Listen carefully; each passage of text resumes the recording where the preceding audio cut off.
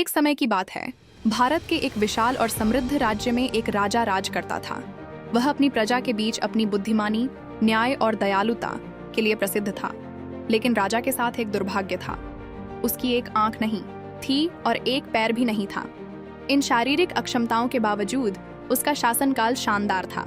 एक दिन राजा महल के उस गलियारे से गुजर रहा था जहां उसके पूर्वजों के चित्र लगे थे।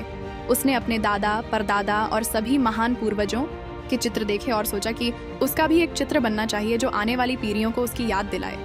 उसने दरबार में घोषणा की, मैं चाहता हूँ कि मेरा एक भव्य चित्र बनाया जाए जो इस महल की शोभा बढ़ाए।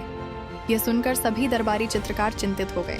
वे जानते थे कि राजा का चित्र बनाना एक बड़ी चुनौती है। अगर वे राजा को उसकी शारीरिक कमियों के साथ दिखाते तो राजा नाराज हो सकता था, और अगर वे उसे एक संपूर्ण शरीर के साथ दिखाते तो यह झूठ होता और कला का अपमान होता। कोई भी चित्रकार यह जोखिम उठाने को तैयार नहीं था। तभी दरबार में मौजूद एक युवा चित्रकार ने हिम्मत दिखाई। वह आगे आया और बोला, महाराज, मैं आपका चित्र बनाऊंगा। मुझे विश्वास है कि आपको यह पसंद आएगा। राजा प्रसन्न हुआ और उसने उसे अनुमति दे दी। अगले कुछ हफ्तों तक वह युवा चित्रकार मेहनत से काम करता रहा। जब चित्र पूरा हो गया तो उसे दरबार में प्रस्तुत करने का दिन आया। सभी दरबारी और मंत्री यह देखने के लिए उत्सुक थे कि उस लड़के ने क्या बनाया है।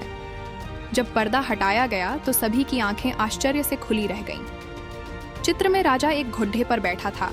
एक तरफ उसका एक पैर था और वह धनुष से अपनी एक आंख बंद करके निशाना साध रहा था। चित्रकार ने बड़ी ही चतुराई से राजा को उस स्थिति में चित्रित किया था जिसमें उसकी दोनों कमियां स्वाभाविक रूप से छिप गई थीं। राजा यह देखकर बहुत भावुक और प्रसन्न हुआ।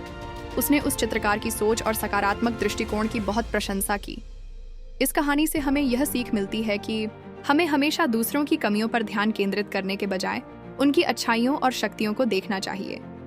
सकारात्मक सोच से हर समस्या का हल निकाला जा सकता है।